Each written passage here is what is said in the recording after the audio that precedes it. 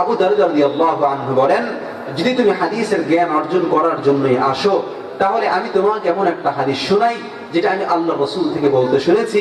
তিনি বলেন, আল্লাহ রাসূল বলেন, মান সালাকা তরিকান ইয়ালতামিসু ফীহি ইলমান, যে ব্যক্তি ইলম অর্জন করার জন্য কোন পথ খুঁজে, যে ব্যক্তি ইলম অন্বেষণ করার জন্য কোন পথ গমন করে, সাহালাল্লাহু লাহু ইলাল জান্নাহ, আল্লাহ তাআলা ওই বান্দার জন্য জান্নাতের পথকে সহজ করে দেন। বলেন না সুবহানাল্লাহ।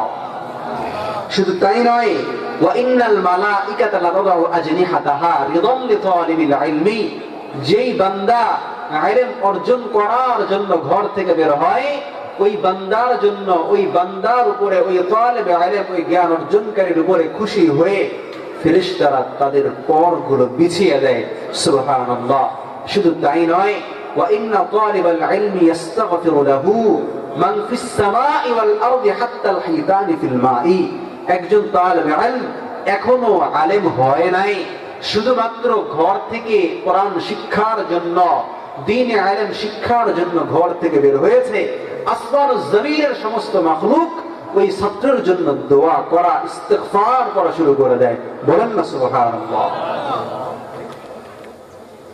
শুধু তাই নয়, হাত্তাল হিতানি ফিল মাই, পানিতে থাকা মাছ পর্যন্ত একজন তালিবে ইলমের জন্য দোয়া করে, ইস্তিগফার করে, তার নিরাপত্তার জন্য দোয়া করতে থাকে। সুবহানাল্লাহ। ফালা মুদিল্লা লাহু ওয়া মান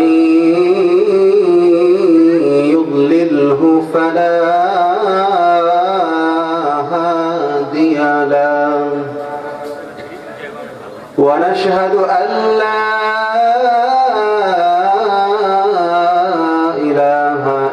الله وحده لا شريك له ونشهد أن سيدنا وسندنا وحبيبنا وطبيب قلوبنا ومولانا محمدا عبده ورسوله صلى الله تعالى عليه وعلى آله وأصحابه وبارك وسلم تسليما كثيرا. أما بعد فأعوذ بالله من الشيطان الرجيم. بسم الله الرحمن الرحيم. فلولا نفر من كل فرقة منهم طائفة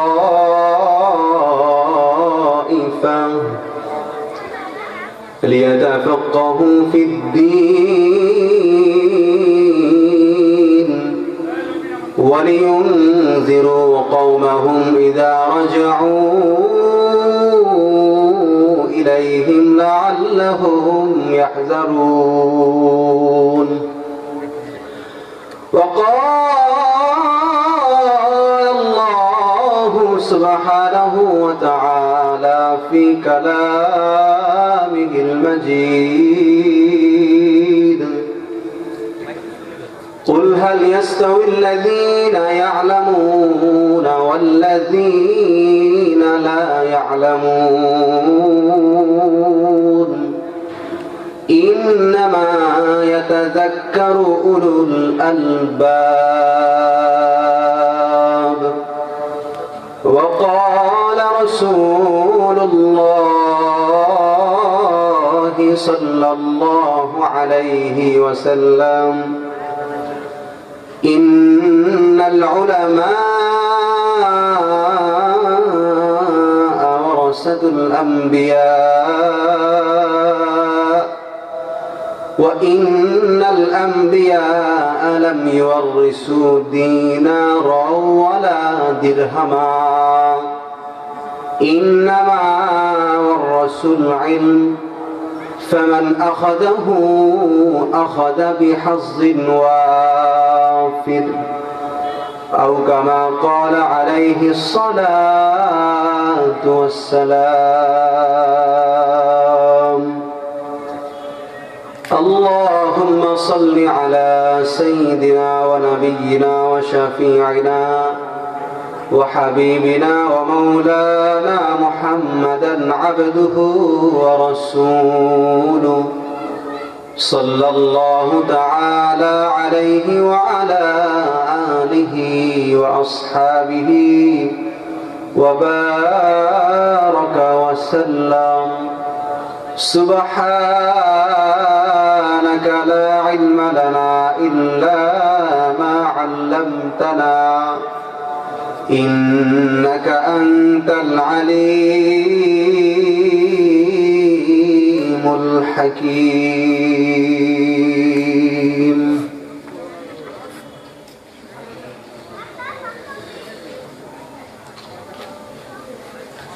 সৌতুল হেরা কিরাতুল কোরআন হাফিজিয়া মাদ্রাসা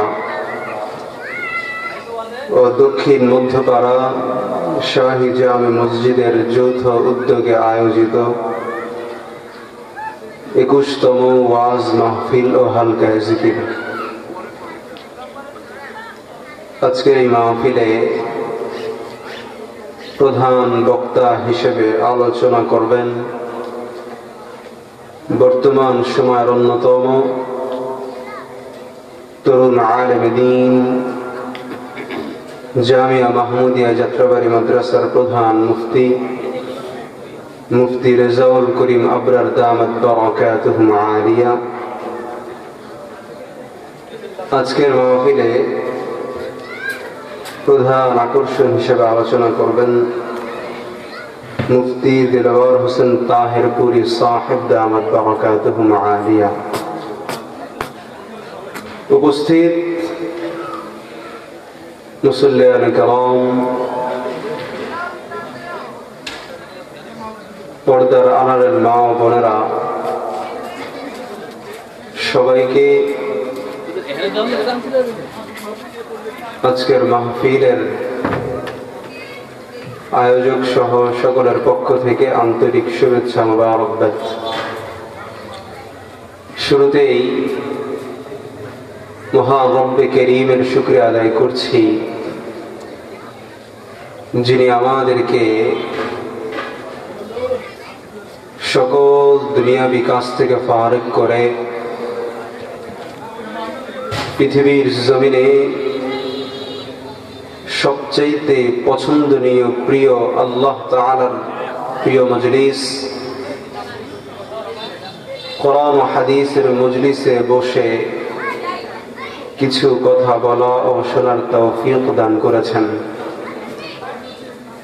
এজন্য সেই মহান রব্বুল আলামিনের দরবারে শুকরিয়া জানিয়ে অন্তরের অন্তরস্থল থেকে বলি আলহামদুলিল্লাহ। এখনো যারা আমরা এদিক সেদিক ঘোরাফেরা করছি, মেহেরবানি করে আল্লাহ তাআলাকে সন্তুষ্ট করার উদ্দেশ্যে কোরআন হাদিসের আলোচনায় নিজেকে গঠন করার উদ্দেশ্যে মাহফিলের প্যান্ডেলে চলে আসি। মুহতারাম হাজিরিন, আজকে আমাকে আলোচ্য বিষয় দেয়া হয়েছে দ্বীনি ইলম এবং দ্বীনি শিক্ষার গুরুত্ব ও প্রয়োজনীয়তা। আল্লাহ তাআলা তৌফিক দিলে আমি আপনাদের সামনে কোরআন ও হাদিসের আলোকে সংক্ষিপ্ত আকারে আলোকপাত করার চেষ্টা করব। ওয়া তৌফিক ইল্লা বিল্লাহ।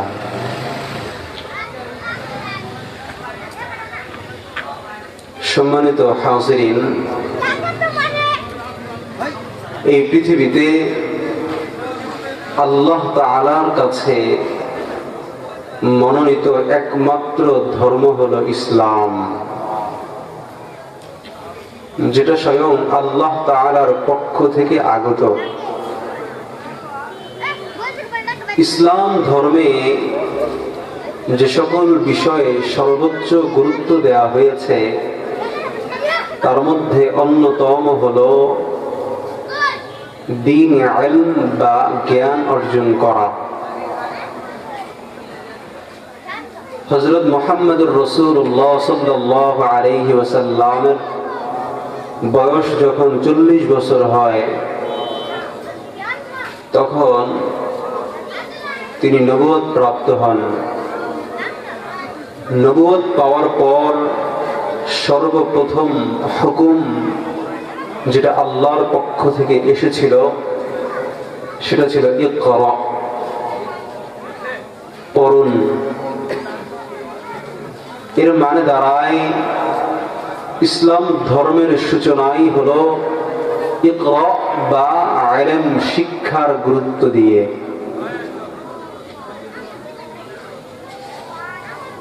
আল্লাহ তাআলা বিভিন্ন আয়াত কারীমার মধ্যে এই ইলম সম্পর্কে, ইলম ওয়ালাদের সম্পর্কে বয়ান করেছেন। প্রখ্যাত মুফাসসির কুরআন আল্লামা কুরতুবী রাহিমাহুল্লাহ তাফসীর কুরতুবীর ৮ম খণ্ডের ২৯৫ নম্বর পৃষ্ঠায় লিখেছেন, তালাবুল ইলমি ইয়ানকাসিমু আলা কিসমাইন ফারযুন আলাল আ'য়ান কাস-সালাতি ওয়াজ-যাকাতি ওয়াস-সিয়াম। দ্বীনি ইলম অর্জন দুই প্রকারে বিভক্ত। দ্বীনি ইলম অর্জন দুই স্তরে বিভক্ত। ১ নম্বর ফরজে কিফায়া, ২ নম্বর ফরজে আইন। ফরজে আইন কাকে বলে? ফরজে আইন বলা হয় যা শিক্ষা করা প্রত্যেক মুসলমানের জন্য আবশ্যক, যা শিক্ষা করা প্রত্যেক মুসলমানের জন্য আবশ্যক। ইসলামের যত বড় বড় বিষয় আছে যেমন ঈমান, আকীদা, ইবাদত বন্দেগী, নামাজ, রোজা, লেনদেন ইত্যাদি সহ যত বড় বড় অধ্যায় আছে এর অনেক কিছুই ফরজে আইনের অন্তর্ভুক্ত, যার প্রাথমিক জ্ঞান লাভ করা প্রত্যেক মুসলমানের জন্য আবশ্যক, যার ব্যাপারে নির্দিষ্ট পরিমাণ জ্ঞান অর্জন করা সকলের উপর আবশ্যক, অধীনস্থদেরকেও শিক্ষা দেওয়া আবশ্যক। এই প্রকারের ইলম সম্পর্কে রাসূল করিম সাল্লাল্লাহু আলাইহি ওয়াসাল্লাম বলেন, সুনান ইবনে মাজার বর্ণনা, তালাবুল ইলমি ফরিয়াদাতুন আলা কুল্লি মুসলিম। দ্বীনি ইলম অর্জন করা প্রত্যেক মুসলমান নরনারীর উপর ফরজ। তো ইলম দুই প্রকার। ১ নম্বর হলো ফরজে আইন, যেটা আমরা জানলাম যে এর নির্দিষ্ট পরিমাণ অর্জন করা সকলের উপর ফরজ। ২ নম্বর হলো ফরজে কিফায়া, যেটা শিক্ষা করা, অর্জন করা সকলের উপর ফরজ না, তবে সমষ্টিগতভাবে সকলের উপর ফরজ, স্বতন্ত্রভাবে সবার উপর ফরজ না, তবে সমষ্টিগতভাবে ফরজ। অর্থাৎ সমাজের কিছু লোক যদি এই প্রকারের জ্ঞান অর্জন করে সবার পক্ষ থেকে আদায় হয়ে যাবে। সমাজের কেউই যদি এই ফরজে কিফায়া পরিমাণ জ্ঞান অর্জন না করে তাহলে সমাজের সবাই গুনাহগার হবে, এর জন্য জবাবদিহি করতে হবে। এই ফরজে কিফায়ার ইলমটা অনেক বিস্তৃত। এর মধ্যে ইসলামের দ্বীনের সকল বিষয়ের গভীর বিষয়গুলো অন্তর্ভুক্ত রয়েছে। এই প্রকারের ইলম সম্পর্কে বর্ণনা দিতে গিয়ে আল্লাহ তাআলা সূরা তাওবার 122 নম্বর আয়াতে বলেন, وما كان المؤمنون لينفروا كافة وما كان المؤمنون لينفروا كافة فلولا نفر من كل فرقة منهم طائفة ليتفقهوا في الدين ولينذروا قومهم إذا رجعوا إليهم لعلهم يحذرون।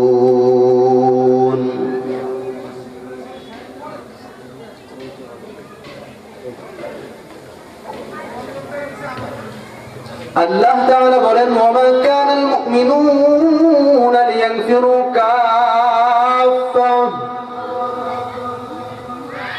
সকল মুমিনের জন্য উচিত নয় যে তারা সকলে যুদ্ধে বেরিয়ে যাবে। মুমিনের জন্য উচিত না যে তারা সবাই জিহাদে চলে যাবে। ফালাউলা নাফারা মিন কুল্লি ফিরকাতিন মিনহুম তাইফা, মুমিনদের বড় বড় দলের মধ্য থেকে ছোট ছোট দল কেন বের হয় না? লিয়াতাফাক্কাহু ফিদ্দীন, দ্বীনি ইলম অর্জন করার জন্য। ওয়ালিয়ুনযিরু কওমাহুম ইযা রাজাউ ইলাইহিম, যারা জ্ঞান অর্জন করবে, ইলম অর্জন করবে, তারা ওই সমস্ত লোকদেরকে শিক্ষা দিবে যারা জিহাদে গিয়েছে, যারা ইলম অর্জন করে নাই। আল্লামা কুরতুবী রাহিমাহুল্লাহ তাফসীর কুরতুবীর মধ্যে লিখেন, ইলম অর্জন করা আবশ্যক হওয়ার জন্য এই আয়াতটাই হলো সবচেয়ে বড় দলিল। আল্লাহ তাআলা আমাদেরকে সকলকে জিহাদে বের হতে বলেন নাই, আবার সকলকে ইলম অর্জন করতে বলেন নাই। ওমা কানাল মুমিনুনা লিয়ানফিরু কাফা, মুমিনদের জন্য সকলে একসাথে জিহাদে বের হওয়া উচিত নয়। আল্লাহ তাআলা বলতে চান, সমাজের কিছু লোক যেন ইলম অর্জন করে, তারা ইলম অর্জন করে ওই সমস্ত লোকদেরকে শিক্ষা দিবে, সতর্ক করবে যারা জ্ঞান শিখে নাই। তো এই আয়াত থেকে বোঝা যায় কিছু লোক ইলম অর্জন করবে, কিছু লোক জিহাদ করবে, কিছু লোক দুনিয়াবি কাজ করবে। সবাই এই ইলমটা অর্জন করবে না। কোন ইলমের কথা বললাম? ফরজে কিফায়ার কথা বলেছি। এই ইলম সম্পর্কে রাসূল করিম সাল্লাল্লাহু আলাইহি ওয়াসাল্লাম বলেন, শরহ মুশকিলিল আসার কিতাবের বর্ণনা, ইয়াহমিলু হাযাল ইলমা মিন কুল্লি খলাফিন উদুলুহু, ফরজে কিফায়া এমন এক ইলম, এই ইলম প্রত্যেক পরবর্তী প্রজন্মের এমন নির্ভরযোগ্য কিছু মানুষ শিখবে, ইয়ানফুনা আনহু তাহরিফাল গালিন, তারা শিখে, তারা শিক্ষা অর্জন করে সীমালঙ্ঘনকারীদের পরিবর্তনকে রুখে দিবে। তারা এই ইলম শিখে ইমতিহানুল মুবতিলিন, বাতিল পন্থীদের মিথ্যাচারকে রুখে দিবে। এই ফরজে কিফায়ার ইলম শিখে তা'উইলাল জাহিলিন, জাহেলদের মিথ্যা ব্যাখ্যাকে প্রতিরোধ করবে। এই ইলম যদি সবাই শিখে তাহলে আবার ফিতনা ফাসাদ তৈরি হবে, কারণ সবাই তো বুঝবে না। মুহতারাম হাজিরিন, এই আয়াত ও হাদিস দ্বারা বুঝলাম ফরজে কিফায়ার ইলম সবার জন্য শেখা ফরজে আইন না। তবে কেউই যদি না শিখে তাহলে সকলকেই গুনাহগার হতে হবে। এজন্যই এই বাংলাদেশে শত শত হাজার হাজার মাদ্রাসার লক্ষ লক্ষ ছাত্ররা কোটি কোটি মানুষের পক্ষ থেকে ফরজে কিফায়ার ইলম শিক্ষা করছে। সবার পক্ষ থেকে তারা নিজেরা অর্জন করছে। তারা যদি না শিখে আমরা সকলে গুনাহগার হইতাম। মুহতারাম হাজিরিন, আল্লাহ রাব্বুল আলামিন কোরআনে কারীমের বিভিন্ন জায়গায় এ সম্পর্কে প্রশংসা করে বয়ান করেছেন। এর মধ্যে কয়েকটা আমি বলার চেষ্টা করছি। আল্লাহ তাআলা সূরা মুজাদালার মধ্যে বলেন, ইয়ারফা'ুল্লাহু আল্লাযীনা আমানু মিনকুম ওয়াল্লাযীনা উতুল ইলমা দারাজাত ওয়াল্লাহু বিমা তা'মালুনা খাবীর। তোমাদের মধ্য থেকে যারা ঈমানদার, এই ঈমানদারদের মধ্য থেকে যারা ইলম ওয়ালা, যারা ইলম অর্জন করবে, আমি আল্লাহ তাদের মর্যাদা বহু থেকে বহু গুণ বৃদ্ধি করে দিব। বলেন না সুবহানাল্লাহ। আল্লাহ তাআলা বললেন দারাজাতিন, আরবি শব্দটা বহু বচন। আল্লাহ বলেন নাই ইলম ওয়ালাদের মর্যাদা এক গুণ বৃদ্ধি করব। আল্লাহ বলেন নাই ইলম ওয়ালাদের মর্যাদা দ্বিগুণ বৃদ্ধি করব। আল্লাহ বললেন ইলম ওয়ালাদের মর্যাদা বহু থেকে বহু গুণ বৃদ্ধি করব। সুবহানাল্লাহ। এক নাম্বার ফজিলত হলো আল্লাহ মর্যাদা বৃদ্ধি করে দিবেন। দুই নাম্বার হলো আল্লাহ তাআলা তার প্রিয় হাবিব রাসূল করিম সাল্লাল্লাহু আলাইহি ওয়াসাল্লামকে কখনো কোনো বিষয়ে বেশি চাওয়ার আদেশ করেন নাই, কখনো কোনো বিষয়ে বাড়িয়ে দেওয়ার জন্য আদেশ করেন নাই, কিন্তু একমাত্র ইলমের ব্যাপারে বেশি চাওয়ার আদেশ করেছেন। সূরা তাহার মধ্যে আল্লাহ তাআলা বলেন, ওয়াকুর রব্বি জিদনি ইলমা, হে আমার নবী আপনি আমার কাছে দোয়া করে বলেন, আল্লাহ আপনি আমার ইলম বৃদ্ধি করে দেন। সুবহানাল্লাহ। একমাত্র ইলমের ব্যাপারে আল্লাহ তাআলা নবীকে বেশি বৃদ্ধি করার জন্য দোয়া করতে বলেছেন। তিন নম্বর ফায়দা যেটা আল্লাহ তাআলা সূরা আলে ইমরানের মধ্যে বলেন, শাহিদাল্লাহু আন্নাহু লা ইলাহা ইল্লাহু ওয়াল মালাইকাতু ওয়া উলুল ইলমি কাইমান বিল কিসত লা ইলাহা ইল্লা হুয়াল আজিজুল হাকীম। আল্লাহ তাআলা নিজের একত্ববাদের ব্যাপারে সাক্ষী হিসেবে তিনজনের নাম উল্লেখ করেছেন। আল্লাহ বলেন, শাহিদাল্লাহু আন্নাহু লা ইলাহা ইল্লাহু, আল্লাহ নিজেই এই ব্যাপারে সাক্ষ্য দেন, ফেরেশতারাও সাক্ষ্য দেয়, উলামায়ে কেরামও সাক্ষ্য দেয়। তিন সত্তার কথা বলা হয়েছে। আল্লাহ নিজে সাক্ষ্য দেয়, ফেরেশতারা সাক্ষ্য দেয়, উলামায়ে কেরামও সাক্ষ্য দেয়। কি সাক্ষ্য দেয়? যে আল্লাহ ছাড়া কোনো ইলাহ নাই। সুবহানাল্লাহ। চার নম্বর ফজিলত আল্লাহ তাআলা সূরা জুমারের মধ্যে বলেন, কুল হাল ইয়াস্তাবিল্লাযীনা ইয়ালামুনা ওয়াল্লাযীনা লা ইয়ালামুন ইন্নামা ইয়াতাযাক্কারু উলুল আলবাব। আল্লাহ তাআলা বলেন, হে রাসূল আপনি বলেন, যারা জানে আর যারা জানে না তারা কখনোই সমান হতে পারে না। যারা জেনে আমল করে, যারা না জেনে আমল করে, দুজনে কখনোই সমান হতে পারে না। এই কোরআন থেকে পরিপূর্ণভাবে নসিহত তো তারাই গ্রহণ করে উলুল আলবাব, যারা ইলম অর্জন করেছে। বলেন না সুবহানাল্লাহ। এখানে আল্লাহ তাআলা বেশ কিছু ফজিলতের কথা বললেন। শুধু তাই নয়, সূরা ফাতিরের মধ্যে আল্লাহ তাআলা তার একান্ত প্রিয় বান্দাদের পরিচয় দিতে গিয়ে বলেন, ইন্নামা ইয়াখশাল্লাহা মিন ইবাদিহিল উলামা। আল্লাহ তাআলা বলেন, আমি আল্লাহকে একনিষ্ঠভাবে অন্তর থেকে পরিপূর্ণভাবে কেউ ভয় করতে পারে না উলামায়ে কেরাম ছাড়া। সুবহানাল্লাহ। এমনি ভাবে সহিহ বুখারীর মধ্যে একটি হাদিস এসেছে, অনেক লম্বা হাদিস, সংক্ষেপে বলবো। হযরত মূসা আলাইহিস সালাতু ওয়াস সালাম একদিন বনি ইসরাঈলের সমাবেশে আলোচনা করছিলেন। তাকে জিজ্ঞাসা করা হলো, সর্বোচ্চ ইলমের অধিকারী কে? কোন ব্যক্তি সবচেয়ে বেশি জ্ঞানী? তখন তিনি বললেন, আমি। মূসা আলাইহিস সালাতু ওয়াস সালাম বললেন, আমি। মুসা আলাইহিস সালাম নিজেকে বলেছেন, এজন্য আল্লাহ তাআলা অসন্তুষ্টি প্রকাশ করেছেন। মুসা আলাইহিস সালাম কেন বললেন না যে আল্লাহ সবচেয়ে বড় জ্ঞানী? এজন্য আল্লাহ তাআলা অসন্তুষ্টি প্রকাশ করে বলেন, ওই দুই সমুদ্রের সংযোগ স্থলে এক বান্দা আছে, যেই বান্দা তুমি মুসার চাইতেও বড় জ্ঞানী। সুবহানাল্লাহ। এই বান্দার পরিচয় কি? এই বান্দার পরিচয় দিতে গিয়ে আল্লাহ তাআলা সূরা কাহফের মধ্যে বলেন, ফাওয়াজাদা আবদাম মিন ইবাদিনা আতাইনাহু রাহমাতাম মিন ইনদিনা ওয়া আল্লামনাহু মিন লাদুন্না ইলমা। কথা খেয়াল করে শুনেন, দুই সমুদ্রের সংযোগ স্থলে এক বান্দা আছে।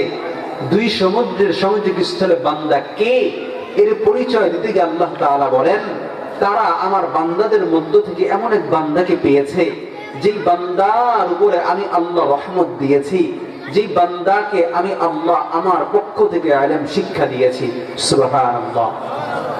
এই আয়াতের মধ্যে কোরআনের সাহিত্যিকতা দ্বারা বোঝা যায়, আল্লাহ তাআলা খিজির আলাইহিস সালাতু ওয়াস সালামের দিকে ইঙ্গিত করে বলেন, আমি তাকে দুইটা নেয়ামত দিয়েছি, একটা রহমত, একটা ইলম। আতাইনাহু রাহমাতাম মিন ইনদিনা। রহমত দেওয়ার কথা যখন আল্লাহ বললেন, আইনদা আরবি শব্দ আইনদা দিয়ে বলেছেন। ইলম দেওয়ার কথা যখন বললেন, তখন বলে ওয়া আতাইনাহু মিন লাদুন্না ইলমা। ইলমের কথা বলেছেন লাদুন শব্দ দিয়ে। আরবিতে লাদুন শব্দ আর আইনদা শব্দের একই অর্থ, অর্থ হলো কাছে বা নিকটে।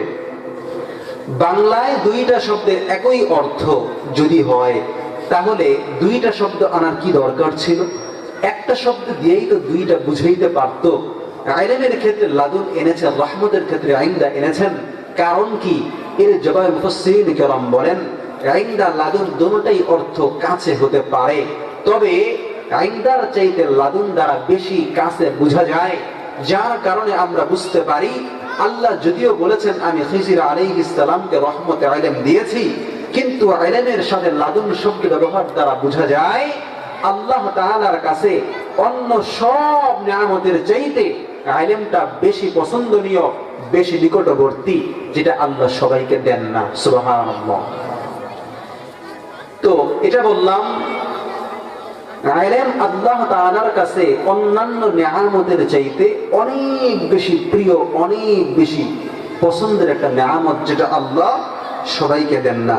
মুহতারাম হাজিরিন, এতক্ষণ বা একটু আগে ৩-৪টা আয়াত বলেছি, যেটা কোরআন থেকে ইলমের বৈশিষ্ট্য বা শ্রেষ্ঠত্ব সম্পর্কে বলেছি। এবার আমরা রাসূল করিম সাল্লাল্লাহু আলাইহি ওয়াসাল্লামের হাদিস থেকে কিছু ফজিলতের কথা জানবো। মুহতারাম হাজিরিন, আমরা অনেকেই জানি হাদিসের সর্বোচ্চ কিতাব হলো সহিহ বুখারী।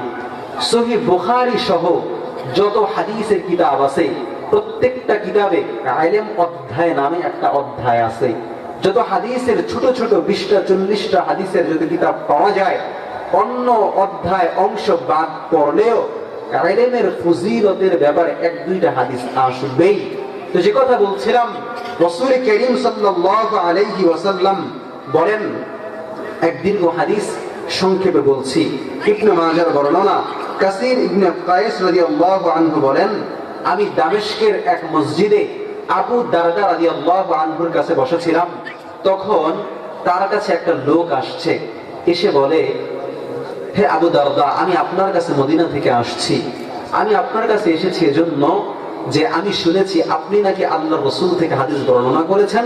তখন আবু দারদা রাদিয়াল্লাহু আনহু জিজ্ঞাসা করলেন, তুমি কি শুধুমাত্র হাদিস বা শুধুমাত্র ইলম অর্জনের জন্য আসছো, নাকি অন্য কোনো কারণে আসছো? বলেন, না, আমি অন্য কোনো কারণে আসি নাই, শুধু হাদিসের ইলম অর্জন করার জন্য এসেছি। আবু দারদা রাদিয়াল্লাহু আনহু বলেন, যদি তুমি হাদিসের জ্ঞান অর্জন করার জন্যই আসো, তাহলে আমি তোমাকে এমন একটা হাদিস শোনাই, যেটা আমি আল্লাহর রাসূল থেকে বলতে শুনেছি। তিনি বলেন, আল্লাহর রাসূল বলেন, মান সালাকা তরিকান ইয়ালতামিসু ফীহি ইলমান, যে ব্যক্তি ইলম অর্জন করার জন্য কোন পথ খুঁজে, যে ব্যক্তি ইলম অন্বেষণ করার জন্য কোন পথ গমন করে, সাহালাল্লাহু লাহু ইলাল জান্নাহ, আল্লাহ তাআলা ওই বান্দার জন্য জান্নাতের পথকে সহজ করে দেন। বলেন না সুবহানাল্লাহ। শুধু তাই নয়, ওয়া ইন্নাল মালাইকাতা লাতাদাউ আজনিহাতাহা রিদান লিতালিবিল ইলমি, যেই বান্দা ইলম অর্জন করার জন্য ঘর থেকে বের হয়, ওই বান্দার জন্য, ওই বান্দার উপরে, ওই তালিব ইলম, ওই জ্ঞান অর্জনকারীর উপরে খুশি হয়ে ফেরেশতারা তাদের পরগুলো বিছিয়ে দেয়। সুবহানাল্লাহ। শুধু তাই নয়, ওয়া ইন্না তালিবাল ইলমি ইস্তাগফিরু লাহু মান ফিস সামাই ওয়াল আরদি হাত্তা আল হিতানি ফিল মাই। একজন তালিব ইলম এখনো আলেম হয় নাই, শুধুমাত্র ঘর থেকে কোরআন শিক্ষার জন্য, দ্বীন ইলম শিক্ষার জন্য ঘর থেকে বের হয়েছে, আসমান ও জমিনের সমস্ত মাখলুক ওই ছাত্রের জন্য দোয়া করা, ইস্তিগফার করা শুরু করে দেয়। বলেন না সুবহানাল্লাহ। শুধু তাই নয়, হাত্তাল হিতানি ফিল মাই, পানিতে থাকা মাছ পর্যন্ত একজন তালিবে ইলমের জন্য দোয়া করে, ইস্তিগফার করে, তার নিরাপত্তার জন্য দোয়া করতে থাকে। সুবহানাল্লাহ। এটা তো আমরা জানলাম ঘর থেকে বের হলেই এই সওয়াব। পড়ালেখা শুরু করছে, মাদ্রাসায় গেছে, মজমায় বসছে, ক্লাসে বসছে, তার কি সওয়াব? এ সম্পর্কে রাসূল কারীম সাল্লাল্লাহু আলাইহি ওয়াসাল্লাম বলেন, মুসলিম শরীফের বর্ণনা, যখন কোন বান্দা, যখন কোন ছাত্র, যখন কোন ব্যক্তি আল্লাহ তাআলার ঘর সমূহের মধ্য থেকে কোন ঘরে বসে কোরআন পড়ে, সকলে মিলে কোরআন চর্চা করে, তাকে 4টা পুরস্কার দেওয়া হয়। কয়টা পুরস্কার? 4টা পুরস্কার দেওয়া হয়। এক নাম্বার হলো নাযালাত আলাইহিমুস সাকিনা, ওই ইলমের মজলিসের উপরে আল্লাহর শান্তি ধারা, সাকিনা বর্ষণ হতে থাকে। সুবহানাল্লাহ। 2 নাম্বার হলো গাশাতুর রাহমা, ওই মজলিসটাকে আল্লাহর রহমত ঘিরে ফেলে, আচ্ছন্ন করে ফেলে। 3 নাম্বার হাফিয়াতুল মালাইকা, ওই মজলিসটাকে, মজমাটাকে ফেরেশতারা ঘিরে ধরে রাখে, চারদিক থেকে গার্ড দিয়ে রাখে, কোন শয়তান যেন কাউকে অস্ত্র দিতে না পারে। 4 নাম্বার পুরস্কার হলো যাকারাহুমুল্লাহু ফী মান ইনদাহু, ওই মজলিসের মধ্যে আল্লাহ তাআলা, ওই মজলিসের ব্যাপারে আল্লাহ তাআলা তার নিকটবর্তী ফেরেশতাদের সাথে আলোচনা করা শুরু করে। সুবহানাল্লাহ। আলেম হয় নাই, ইলম শিক্ষা শেষ হয় নাই, ইলম শিখার জন্য মজলিসে বসছে, সাথে সাথে 4টা পুরস্কারের কথা বলা হয়েছে।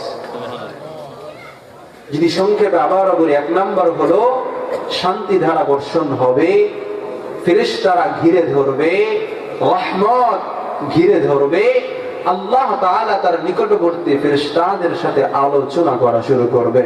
সুবহানাল্লাহ। এখন প্রশ্ন হলো, আলেম হয়ে গেছে, এটা তো বললাম বের হওয়ার পরের ফজিলত, মজলিসে যাওয়ার পরে, মজলিসে আছে তার ফজিলত। আলেম হয়ে গেছে, আলেম হওয়ার পরে তার শ্রেষ্ঠত্ব কোথা থেকে কোথায় চলে যায়, এই ব্যাপারে যদি বলি, রাসূল কারীম সাল্লাল্লাহু আলাইহি ওয়াসাল্লাম বলেন, ইন্না ফাজলাল আলিমি আলাল আবিদি কাফাদলিল কমারি আলা সাইরিল কাওয়াকিব। রাসূল কারীম সাল্লাল্লাহু আলাইহি ওয়াসাল্লাম বলেন, একজন ইবাদতকারীর তুলনায় একজন ইলম অর্জনকারীর মর্যাদা কেমন? একজন ইবাদতকারীর তুলনায়, একজন আমলকারীর তুলনায় একজন ইলম অর্জনকারীর মর্যাদা তেমন। ওই আসমানে সকল তারকার মধ্যে চাঁদের মর্যাদা যেমন। সুবহানাল্লাহ। রাসূল কারীম সাল্লাল্লাহু আলাইহি ওয়াসাল্লাম বলেন, সমস্ত তারকার মধ্যে চাঁদ যেমন নিজে প্রস্ফুটিত হয়ে ওঠে, আলোকিত হয়ে ওঠে, তার মর্যাদা অন্যরকম। সমস্ত আবেদের মধ্যে, ইবাদতকারীর মধ্যে একজন আলেমের মর্যাদা সবার চাইতে বেশি। শুধু তাই নয়, আল্লাহ তাআলা বলেন, ইন্নাল উলামা, রাসূল কারীম সাল্লাল্লাহু আলাইহি ওয়াসাল্লাম বলেন, ইন্নাল উলামা ওয়ারাসাতুল আম্বিয়া, উলামায়ে কেরাম হলো নবীদের ওয়ারিস। উলামায়ে কেরাম সমস্ত নবীদের ওয়ারিস। আর নবীরা কোনো টাকা পয়সা, অর্থ সম্পদ এগুলোর ওয়ারিস বানায় না। নবীরা কোনো সম্পদ রেখে যায় নাই যে সম্পদের ওয়ারিস হবে উলামায়ে কেরাম। নবীরা ইলম রেখে গিয়েছেন, ইন্নামা ওয়ারাসাল ইলমা, নবীরা ইলম রেখে গিয়েছেন। উলামায়ে কেরাম ওই ইলমের ওয়ারিস হবে। ফামান আখাযাহু আখাযা বিহাজ্জিন ওয়াফিরিন, যদি কোনো ব্যক্তি ইলম অর্জন করতে পারে, যদি কোনো ব্যক্তি এই ইলম গ্রহণ করতে পারে, সে অনেক বড় অংশ গ্রহণ করলো। সুবহানাল্লাহি ওয়া বিহামদিহি। এই ইলমদের ফজিলতের দ্বিতীয় ফজিলত হলো, একজন আলেমের মর্যাদা একজন ইবাদতকারীর তুলনায় 70 গুণ বেশি। রাসূল করিম সাল্লাল্লাহু আলাইহি ওয়াসাল্লাম বলেন, ফাদলুল মুমিনিল আলিমি আলাল মুমিনিল আবিদি 70 দারাজাতান। শুধু ইবাদত করে, ইলম নাই, টুকটাক শিখছে, ইলম অর্জন করে নাই, পুরাপুরি যে ইলম ফরজ ওয়াজিব সুন্নাত নফলের যে ইলম আছে পুরোপুরি অর্জন করে নাই, এমন একজন ইবাদতকারীর চাইতে একজন ইলমওয়ালার মর্যাদা, একজন ইলমওয়ালার আমলের মর্যাদা 70 গুণ বেশি। সুবহানাল্লাহ। শুধু তাই নয়, একজন আলেমের মর্যাদা শহীদদের চাইতেও বেশি। সুনান তিরমিজির বর্ণনা, রাসূল করিম সাল্লাল্লাহু আলাইহি ওয়াসাল্লাম বলেন, ইয়াশফাউ ইয়াউমাল কিয়ামতি সালাসাতুন, কিয়ামতের দিন 3 জন ব্যক্তি সুপারিশ করতে পারবে। 1 নাম্বার আল আম্বিয়া, নবীরা সুপারিশ করবে। 2 নাম্বার সুম্মাল উলামা, উলামায়ে কেরাম সুপারিশ করবে। 3 নাম্বার সুম্মা শুহাদা, শহীদরা সুপারিশ করবে। তো বুঝা গেল শহীদদের মর্যাদা উলামায়ে কেরামের পরে শাফাআতের ক্ষেত্রে শহীদদের মর্যাদা 3 নম্বরে, উলামায়ে কেরামের মর্যাদা 2 নম্বরে। শুধু তাই নয়, রাসূল করিম সাল্লাল্লাহু আলাইহি ওয়াসাল্লাম বলেন, ইউজানু ইয়াউমাল কিয়ামতি, ইউজানু ইয়াউমাল কিয়ামতি, কিয়ামতের দিন ওজন করা হবে মিদাদুল উলামা ওয়া দামুশ শুহাদাই, শহীদদের রক্ত আর উলামায়ে কেরামের ইলম, উলামায়ে কেরামের মেহনত ওজন করা হবে। হাদিসের মধ্যে মিদাদুল উলামা, উলামায়ে কেরামের ইলমের কথা আগে বলা হয়েছে, এরপরে শহীদদের কথা বলা হয়েছে, যার দ্বারা বোঝা যায় একজন আলেমের মর্যাদা শহীদদের চাইতেও বেশি। সুবহানাল্লাহ। মুহতারাম হাজিরিন, আমরা সকলেই জানি একজন মানুষ যখন মৃত্যুবরণ করে, একজন মানুষ যখন মারা যায়, দুনিয়ার যাবতীয় যত উপকরণ আছে, উপকরণ থেকে উপকৃত হওয়ার, উপকার লাভ করার সিস্টেম বন্ধ হয়ে যায়, নেক আমলের দরজা বন্ধ হয়ে যায়। তবে 3টা জিনিস তখনও পর্যন্ত ওপেন থাকে, কার্যকর থাকে। রাসূল করিম সাল্লাল্লাহু আলাইহি ওয়াসাল্লাম বলেন, মুসলিম শরীফের বর্ণনা, ইযা মাতাল ইনসান ইনকাতা আনহু আমালুহু ইল্লা মিন সালাসাতিন, যখন কোন মানুষ মৃত্যুবরণ করে তখন তার আমলনামা বন্ধ হয়ে যায়, তখন তার সব কিছু বন্ধ হয়ে যায়, তবে 3টি জিনিস ছাড়া। 3টা জিনিসের মধ্যে 1 নাম্বার হলো ইল্লা মিন সাদাকাতিন জারিয়া, সে যদি কোনো সদকা জারিয়া করে তার সব তখনও যাইতে থাকে। 2 নাম্বার হলো আও ইলমিন ইউনতাফাউ বিহি, এমন ইলম যদি সে রেখে যায়, যে ইলমের ফায়দা, যে ইলমের কার্যকারিতা তার মারা যাওয়ার পরেও চলতে থাকে, তাহলে সে সওয়াব পাবে। 3 নাম্বার আও ওয়ালাদিন সালিহিন ইয়াদউ লাহু, সৎ সন্তান, নেককার সন্তান যে তার জন্য দোয়া করবে। মুহতারাম হাজিরিন, দেখেন এই হাদিসের মধ্যে যে 3টার কথা বলা হলো, 2টাই কিন্তু ইলমের সাথে সম্পর্কিত। কিভাবে? 2 নাম্বার তো সরাসরি ইলমের কথা বলা হয়েছে, যে দুনিয়াতে সে যদি ইলম রেখে যায়, ইলম রেখে যায় মানে কি? দুনিয়াতে কাউকে ইলম শিক্ষা দিছে, সে মারা যাওয়ার পরেও যাদেরকে শিক্ষা দিছে তারা কোরআন পড়তেছে, নামাজ পড়তেছে, অন্যদেরকে শিখাইতেছে, মারা যাওয়ার পরেও কবরে সওয়াব পাইতেছে। 3 নাম্বার নেককার সন্তান, একজন নেককার সন্তান কোরআন হাদিসের ইলম শিক্ষা ছাড়া তো নেককার হইতে পারে না, এখানেও তো ইলম লাগবে। তো এই 3 নাম্বারটাও ইলমের সাথে সম্পর্কিত। তো বুঝা গেল আপনি মারা যাওয়ার পরে যে আমলগুলো 3টা কার্যকর থাকবে, এর মধ্যে 2টাই ইলমের সাথে সম্পর্কিত। সুবহানাল্লাহ। মুহতারাম হাজিরিন, আল্লাহ তাআলা আল্লাহর রাসূল সাল্লাল্লাহু আলাইহি ওয়াসাল্লাম যে উলামায়ে কেরামকে ইজ্জত দিয়েছেন, প্রশংসা করেছেন, বিভিন্ন ভাবে ফজিলতের কথা বয়ান করেছেন, এই উলামায়ে কেরামের ব্যাপারে কেউ যদি বিদ্বেষ পোষণ করে, এই ইলমের ব্যাপারে, এই দ্বীনি মাদ্রাসার ব্যাপারে কেউ যদি বিদ্বেষ পোষণ করে, এটা তার মুনাফিকের আলামত। কারণ আল্লাহর উপরে তো কোনো কিছু নাই। আল্লাহ যেখানে ফজিলত বয়ান করে দিয়েছেন সেটাকে ছোট করে দেখার ক্ষমতা কারো আছে? কারো নাই। আল্লাহ ফজিলত বয়ান করে দিয়েছেন, রাসূল করিম সাল্লাল্লাহু আলাইহি ওয়াসাল্লাম ফজিলত বয়ান করে দিয়েছেন। এখন আর কারো তুচ্ছ করার, কারো ছোট করার কোনো সুযোগ নাই। যদি কেউ করে আল্লাহ তাদেরকে ছোট করবেন, এটাই বাস্তবতা। রাসূল করিম সাল্লাল্লাহু আলাইহি ওয়াসাল্লামের সাহাবী বর্ণনা করেন, কুন আলিমান আও মুতাআল্লিমান আও মুহিব্বান আও মুত্তাবিআন, তুমি হয়তো আলেম হও, নয়তো আলেমের ছাত্র হও, নয়তো আলেমকে মহব্বতকারী হও, নয়তো আলেমের অনুসরণকারী হও। লা তাকুনিল খামিস, এই চারজনের বাইরে গিয়ে পঞ্চম কেউ হবে না। যদি হও তাহলিকা, তাহলে তুমি ধ্বংস হয়ে যাবে। জিজ্ঞাসা করা হলো খামিসটা কে? বলা হলো আল মুবতাদিআ বিদআতি। মুহতারাম হাজিরিন, যদি আমরা ধ্বংস হতে না চাই, এই চার অপশনের বাইরে যাওয়া যাবে না। যে কোনো ভাবে আমাদেরকে এই চার শ্রেণীর অন্তর্ভুক্ত থাকতে হবে। এই ইলম আজকে আছে, একদিন থাকবে না। আস্তে আস্তে ইলম উঠে যাবে। ইলমের শূন্যতা কিয়ামতের আলামত। আমরা অনেক কিয়ামতের আলামতই শুনেছি বা আলোচনা করে থাকি। কিয়ামতের আলামতের অন্যতম একটা আলামত হলো দুনিয়া ইলম শূন্য হয়ে যাবে। ইলম শূন্য হবে কিসের মাধ্যমে? আলেম শূন্যতার মাধ্যমে। রাসূল করিম সাল্লাল্লাহু আলাইহি ওয়াসাল্লাম বলেন, ইন্নাল্লাহা লা ইয়াকবিজুল ইলমা ইনতিজাআন ইয়ানতাজিউহু মিনাল ইবাদ। আল্লাহ তাআলা বান্দাদের কলব থেকে ইলমকে ছিনিয়ে নেবেন না, ওয়ালাকিন্নাল্লাহা ইয়াকবিজুল ইলমা বিকবজিল উলামাই। আল্লাহ তাআলা ইলম উঠিয়ে নেবেন উলামায়ে কেরামদেরকে উঠিয়ে নেওয়ার মাধ্যমে।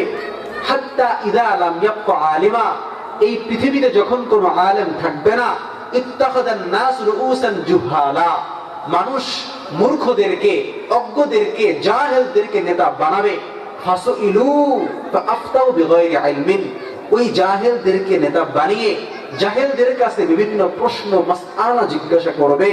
তারা না জেনে না বুঝে আন্দাজে মাসআলার ফতোয়া দিয়ে দিবে, যার ফলে ফাদাল্লু ওয়া আদাল্লু, নিজেরাও গোমরাহ হবে, যাদেরকে ফতোয়া দিবে তারাও গোমরাহ হবে। তো এই হাদিস দ্বারা বোঝা গেল, একদিন আলেম শূন্যতার কারণে আলেম শূন্য হয়ে যাবে, পৃথিবী থেকে আলেম উঠে যাবে। যতক্ষণ আলেম আছে, যতক্ষণ আলেম আছে, তারা আমাদের কাছে নিয়ামত। যতক্ষণ মাদ্রাসা আছে, আলেম শিক্ষা ব্যবস্থা আছে, আমাদের কাছে নিয়ামত। আমরা ওই চার শ্রেণীর, আমি পড়তে পারি নাই, আমার সন্তানদেরকে পড়াবো, আমার ভাই বোনদেরকে পড়াবো, যে কোনো ভাবে আমার আত্মীয় স্বজনদেরকে মাদ্রাসা শিক্ষা, দ্বীনি শিক্ষার প্রতি উৎসাহিত করব। এখন প্রশ্ন হলো, দ্বীনি শিক্ষার কথাই বারবার বলা হচ্ছে, অন্যান্য শিক্ষায় কি সমস্যা? স্পষ্ট করে বলছি, আমরা আধুনিক শিক্ষাকে কখনো বিরোধিতা করি না। আধুনিক শিক্ষা দ্বারা উদ্দেশ্য কি? দুনিয়ায় চলতে গেলে যা লাগে, সায়েন্স বলেন, কমার্স বলেন, অ্যাকাউন্টিং ইত্যাদি ইত্যাদি যে সকল বিষয় আছে, এগুলোকে বর্তমানে আধুনিক শিক্ষা হিসেবে গণ্য করা হয়। এগুলোর আমরা বিরোধিতা করি না। সাবেক মুফতি আজম পাকিস্তানের মুফতি শফি রাহমাহুল্লাহ তিনি বলতেন যে এই জাতীয়, এই সায়েন্স বলেন, কমার্স বলেন, অ্যাকাউন্টিং, এই জাতীয় ইলমগুলো শিখা ফরজে কিফায়ার মতো। মনে করেন মানুষ যদি ডক্টরি পড়া, সায়েন্স পড়া ছেড়ে দেয়, কোন ডক্টর যদি খুঁজে না পাওয়া যায়, অসুস্থ হলো কিন্তু কোনো ডক্টর নাই, তাহলে আমাদেরকে কত সংকটময় অবস্থায় পড়তে হবে। এখন কেউ যদি ডক্টর হয় বা যারা ডাক্তার হয়েছে, তারা কেমন জানি সমাজের অনেক বড় একটা প্রয়োজন পূরণ করলো। আর আমরা সারা জীবন তো আরেক দেশের বিজ্ঞানের মুখাপেক্ষী থাকবো না, সব সময় তো আরেক দেশের দিকে আমরা তাকিয়ে থাকবো না। আমাদের বিজ্ঞানটা, আমাদের সায়েন্সটাও, আমাদের অ্যাকাউন্টিং সবকিছু উন্নতি হওয়া দরকার। তবে কথাটা হলো এখানে, এই দুনিয়াবি যত ইলম আছে, যত আধুনিক শিক্ষাগুলো আছে, এই শিক্ষাগুলো দুনিয়াবি কারণে টাকা পয়সা কামানোর নিয়তে হতে পারবে না। এগুলো হতে হবে একমাত্র আল্লাহকে সন্তুষ্ট করার জন্য। আপনি অ্যাকাউন্টিং শিখেন, সায়েন্স পড়েন, কমার্স পড়েন, আর্টস পড়েন, যেটাই পড়েন না কেন, দুনিয়াবি আধুনিক শিক্ষায় শিক্ষিত হন, কোনো সমস্যা নাই। কিন্তু আপনার উদ্দেশ্য হলো আমি এই শিক্ষাগুলো অর্জন করছি আমার রবকে সন্তুষ্ট করার জন্য, ইসলামকে মজবুত করার জন্য, ইসলামের মুসলমানরা কোনো দিক থেকে পিছিয়ে নেই এটা বুঝানোর জন্য। তাহলে আমার এগুলা শিখলে আর কোনো সমস্যা নাই, বরঞ্চ এগুলো শিখে আমাদের জন্য আরো ফরজে কিফায়া প্রয়োজনের তাগিদে। এখন ইতিপূর্বে কোরআন ও হাদিস থেকে যেই ইলমের ফজিলতগুলো বয়ান করা হলো, কোরআন ও হাদিস থেকে যেই ফজিলতগুলো বর্ণনা করা হলো, এই ইলমগুলো কই পাওয়া যায়? দ্বীনি মাদ্রাসায় পাওয়া যায়। কারণ কোন শিক্ষাই মানুষকে আদর্শ মানুষ বানাতে পারে না দ্বীনি শিক্ষা ছাড়া। আর দ্বীনি শিক্ষা একমাত্র শিখানো হয়, আদর্শ শিক্ষা একমাত্র শিক্ষা দেওয়া হয় দ্বীনি মাদ্রাসাগুলোতে। এই দ্বীনি মাদ্রাসাগুলোর মাধ্যমেই মানুষ আদর্শ সন্তান হিসেবে গড়ে উঠছে, আদর্শ সমাজের নাগরিক হিসেবে গড়ে উঠছে। তো এজন্য আমাদেরকে দ্বীনি শিক্ষার প্রতি ঝুঁকতে হবে। কথা বোঝানোর চেষ্টা করেন, এই যে একজন সন্তান যদি তার মধ্যে যদি তাকওয়া না থাকে, আল্লাহর ভয় না থাকে, সে তো গুনাহ থেকে বাঁচবে না। আল্লাহর ভয় যদি না থাকে, সে নেক আমল করবে না। আর আল্লাহর ভয় মাদ্রাসাতেই শেখানো হয়, দ্বীনি মাদ্রাসাগুলোতে আল্লাহর ভয় শেখানো হয়। সর্বশেষ কথা বলে ছেড়ে দিব, এই দ্বীনি মাদ্রাসাগুলোতে আমরা কেন পড়াবো? এই দ্বীনি মাদ্রাসাগুলোতে পড়ালে আমাদের কি ফায়দা হবে? তিনটি ফায়দার কথা বলবো। এক নাম্বার, আপনি যদি আপনার সন্তানকে দ্বীনি মাদ্রাসায় পড়ান, আপনি যদি আপনার সন্তানকে কোরআন হাদিসের শিক্ষায় শিক্ষিত করেন, আপনার সন্তান কখনো আপনি বাবা মার অবাধ্য হবে না। বর্তমান সর্বমহলে একটা অভিযোগ প্রায় স্বীকৃত যে আমার ছেলে আমার কথা শুনে না, আমাকে কেয়ার করে না, আমাকে অবহেলা করে, কথায় কথায় ধমক দেয়, এত চেষ্টা করি কোনোভাবে বুঝাতে পারি না। আপনি যদি একটু যাচাই করে দেখেন, আপনি দেখবেন ওই ছেলেটা দ্বীনি ইলম শিখে নাই, ওই ছেলেটা হয়তো আধুনিক শিক্ষা শিখছে বা শিখে নাই, কিন্তু তার মধ্যে দ্বীনি ইলম নাই, কোরআন হাদিসের ইলম নাই। যার ফলে পিতা মাতার অনেক সময় কেয়ারিং কে, যত্নকে সে অনর্থক মনে করে। বাবা মা যত্ন করে, স্নেহ করে, যোগাযোগ করে, বারবার শরীরের হালতের কথা জিজ্ঞাসা করে, সন্তান অধৈর্য বোধ করে, বিরক্ত বোধ করে, একটা পর্যায়ে বৃদ্ধাশ্রমে ফিরে চলে আসে। আমি আপনাকে জিজ্ঞাসা করতে চাই, আপনার এটা দায়িত্ব, আপনি বৃদ্ধাশ্রমে গিয়ে খোঁজ করে দেখে আসেন সেখানে কোনো আলেমের বাবা মা আছে কি না। আমরা নিশ্চিত সেখানে কোনো আলেমের বাবা মা আপনি পাবেন না। তার কারণ হলো তারা দ্বীনি মাদ্রাসায় শিখেছে। কি শিখেছে? আল্লাহ তাআলা যেটা কোরআনের মধ্যে বলেন, আল্লাহ তাআলা অধিকাংশ জায়গায় নিজের হকের কথা আলোচনা করার পরই বাবা মার হকের কথা বলে। আল্লাহ সূরা নিসার মধ্যে বলেন, ওয়াবুদু, তোমরা আল্লাহর ইবাদত করো, ওয়ালা তুশরিকু বিশাইআ, আমার সাথে কোনো কিছুকে শরীক করবে না। এরপরেই বলে ওয়াবিল ওয়ালিদাইনি ইহসানা, পিতামাতার সাথে তোমরা আনুগত্য করো, তাদের সাথে সৎ ব্যবহার করো, সৎ আচরণ করো। শুধু তাই নয়, রাসূল করিম সাল্লাল্লাহু আলাইহি ওয়াসাল্লাম বলেন, তাকে জিজ্ঞাসা করো, ইয়া রাসূলুল্লাহ আইয়ুল আমালি আফজালু, সর্বশ্রেষ্ঠ আমল কোনটা? আল্লাহ রাসূল বলে, আস-সালাতু আলা মিকাতিহা, সময় মতো নামাজ পড়া। আল্লাহ রাসূলকে আবার জিজ্ঞাসা করা হলো, সুম্মা আইয়ুন, এরপরে কোন আমল? আল্লাহ রাসূল বললেন, বিররুল ওয়ালিদাইন, পিতামাতার সাথে সৎ ব্যবহার করা। আল্লাহ রাসূলকে জিজ্ঞাসা করলো, ইয়া রাসূলুল্লাহ সুম্মা আইয়ুন, এরপরে কোন আমল? আল্লাহ রাসূল বললেন, আল জিহাদু ফি সাবিলিল্লাহ, আল্লাহর রাস্তায় জিহাদ করা। কি বোঝা গেল? জিহাদের আগে আল্লাহ রাসূল বাবা মার আনুগত্য করা, বাবা মার সৎ ব্যবহার করার কথা বলেছেন। তো এক নাম্বার বললাম, আপনি যদি আপনার সন্তানকে দ্বীনি শিক্ষায় শিক্ষিত করেন, আপনার সন্তান তো জানে কোরআনে আল্লাহ তাকে বলেছেন বাবা মার সাথে সৎ ব্যবহার করবে।